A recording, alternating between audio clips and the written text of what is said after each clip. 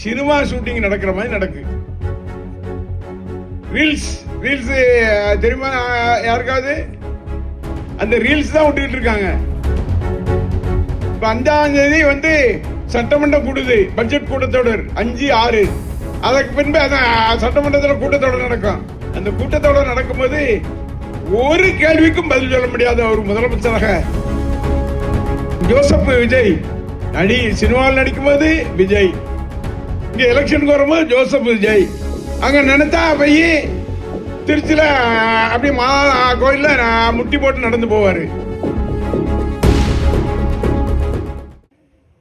இன்னைக்கு தினந்தோறும் எதாவது பார்க்க போறேன், எதை பார்க்க போறேன்னு சொல்லி சினிமா ஷூட்டிங் நடக்கிற மாதிரி நடக்கு. ரீல்ஸ் ரீல்ஸ் தெரியுமா யாருக்காவது? எல்லாரும் தெரியுமா?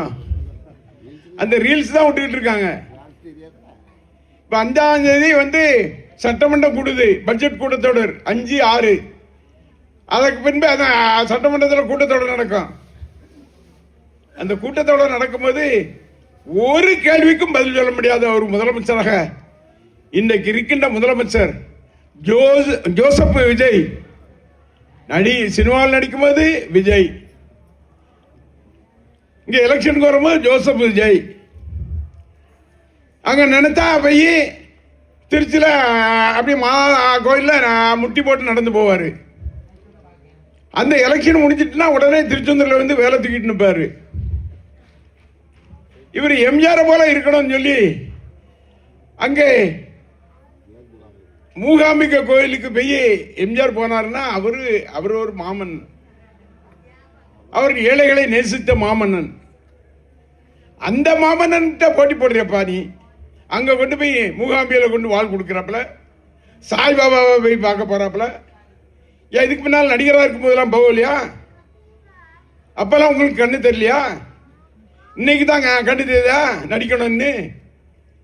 அந்த வகையில் எந்த வகையிலாவது நடித்து எல்லாரையும் ஏமாற்றி ஓட்டு வாங்குவதற்கு மட்டும்தான் குறியாக இருக்க வேண்டும் என்ற வகையில் இன்றைக்கு தமிழகத்தின் முதலமைச்சராக பெரும் மதிப்புக்குரிய ஜோசப் விஜய் அவர்கள் திகழ்ந்து வருகிறார்கள்.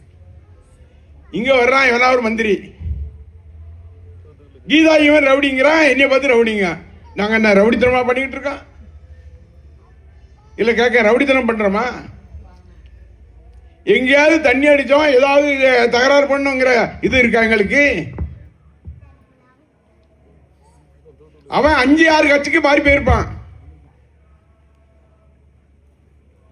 தூத்துக்குடி மாநகராட்சி பத்தி பேசுறான்.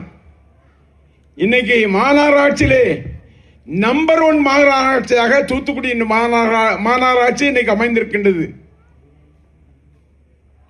நம்முடைய மேயர் ஜெகன் பெரியசாமி அவர்கள் அக்காக பார்த்து ஒவ்வொரு படிகளையும் இன்றைக்கு செவ்வனை செய்கின்றார் என்று சொன்னால் நம்முடைய மரியாதைக்குரிய அண்ணன் தளபதி மு.க. ஸ்டாலின் அவர்களுக்கு பெருமை சேர்க்கின்ற பணிகளை இன்றைக்கு செய்து வருகின்றார்கள்.